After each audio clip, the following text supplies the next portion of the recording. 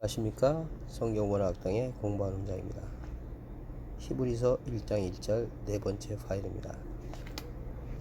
파레스 디노에 관해서 좀 설명해 드리려고 이게 일단락지는 하나의 파일이 될 것 같아요. 지금까지 1, 2, 3, 4 네 가지 파일을 통해서 제가 원문을 픽트리 성경을 통해서 보는 방법에 대해서 제 나름대로 하는 걸 여러분들이 보고 계시는데요. 여러분들은 여러분 상황과 그 수준에 맞게 보시면 될 것 같아요. 하나의 샘플이라고 생각하시고, 지금 이 파리스 디노라고 하는 해석에 관련되어서는 제 자의적 해석이 수도 있을 것 같아요. 아무튼 이것도 한 방법이니까 여러분들도 참고하셔서 말씀 묵상하셔서 성령이 깨닫게 해주는데 도움이 되기를 바라는 마음입니다. 먼저 이 단어가 신약 성경에 어디에 몇 번 쓰였는지를 한번 찾아봐야겠죠. 그래서 이 원어로 검색이라고 하는 부분, 이 원어로 검색이라는 부분을 클릭해 보십시오. 놀랍습니다. 유다서에 한 번 쓰였네요. 지금 우리가 보고 있는 이 구절 밖에 없습니다. 자, 그러면 여기에서 이 단어로는 도저히 유추할 수가 없죠. 다시 말해서 아까 파라와 에이스와 리노 곁에 그 다음에 뭐뭐 안으로 그 다음에 내려가다. 자, 이 세 가지 뜻을 포함하고 있는 합성어인데 한글에서는 가만히라고 번역을 했습니다. 이 세 가지 뜻을 포함하고 있는 한글 번역으로 우리가 이해하기가 상당히 어렵기 때문에 이 세 가지 개념을 가지고 유다서의 말씀을 한번 살펴보는 방법을 찾아보겠습니다. 결국 이 의미는 이 본문에서 보면 나란히 정찰하다, 몰래 들어오다, 살금살금 들어오다. 자, 여기 가만히라는 번역이 없죠. 자, 이 4절에서 가만히라고 번역한 것인데 재밌게도 지금 이 단어가 언어로는 여기 한 번만 쓰였는데 사전의 의미로는 나란히 정찰하다, 몰래 들어오다, 살금살금 들어오다. 여기 파라와 3844 파라와 곁에 1519 에이스 안으로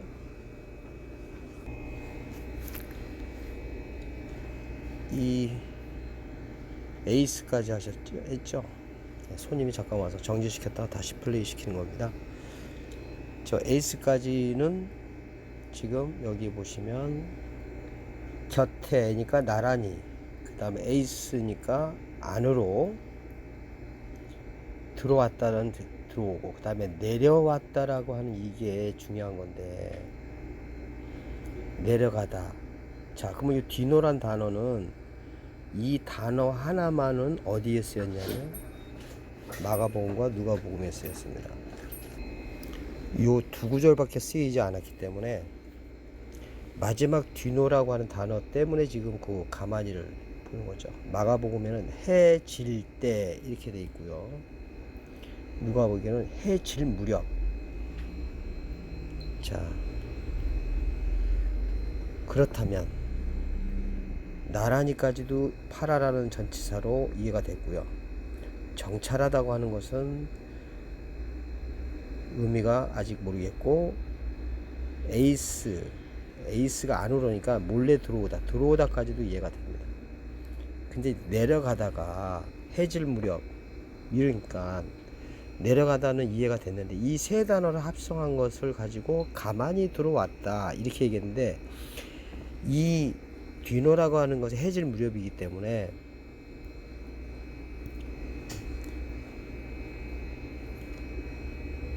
해질 무렵, 사실 이게 이제부터는 제 영예라고 보시면 돼요.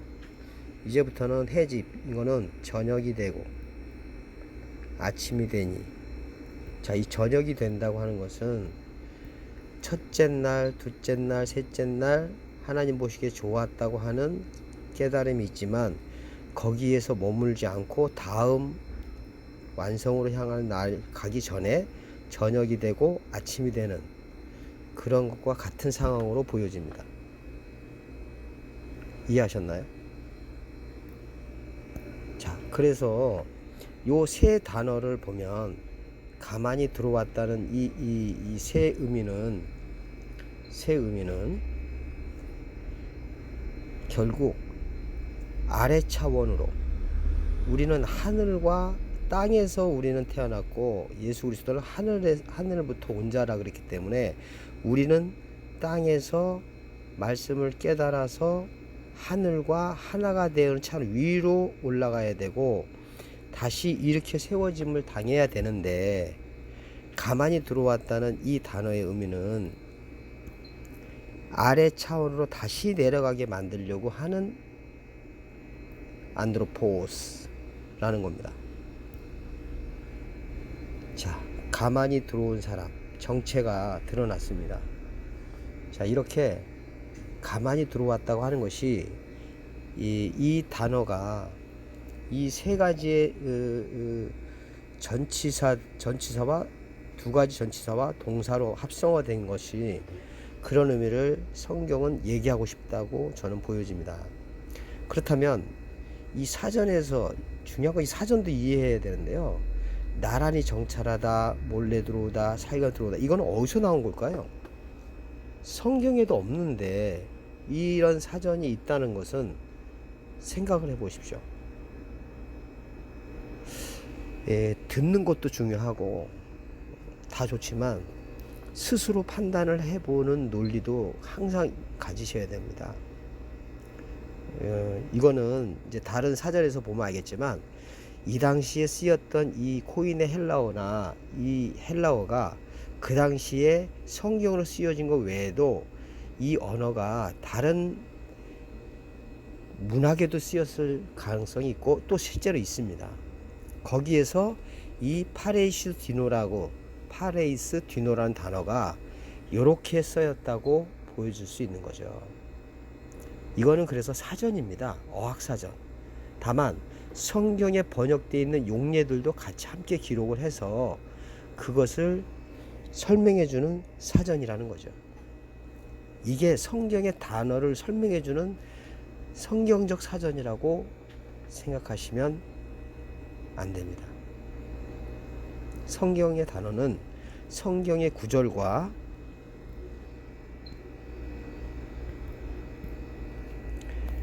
이 구약이든 신약이든, 구약은 히브리어 또는 일부 아람어, 신약은 헬라어. 이 사전들의 개념은 그냥 어학사전이라고 보시고요. 이 사전의 개념과 이 사전의 개념을 성경에서 쓰였을 때는 성경 번역 구절 또는 원문 성경 구절을 통해서 정리돼야 됩니다. 이게 1차고요. 이게 1차적입니다. 두 번째는 성령의 조명 또는 성경에서 성경의 내용이 말하고자 하는 속뜻으로 이해를 해야 된다는 겁니다. 이게 제가 정말 말하고 싶은 겁니다. 지금 헬라어에 관해서만 이렇게 얘기했고요. 히브리어는 또 하나의 방법이 또 있는데 그거는 히브리어 원문을 나중에 볼 기회가 되면 그때 설명해드리도록 하고요. 오늘은 이렇게 파일 4번에 걸쳐서 제가 평소에 보는 방법을 제시했는데 저한테는 익숙하지만 여러분들은 익숙하지 않은 방법일 수 있고 좀 번거로울 수도 있어요. 이게 어플로 보는 것은 상당히 여러 번 반복해야 되는 부분이 있네요. 프로그램은 참 좋은데 이렇게 봐야 한다고 생각합니다. 이제부터 손님들이 오는 시간이라 오늘은 여기까지. 감사합니다.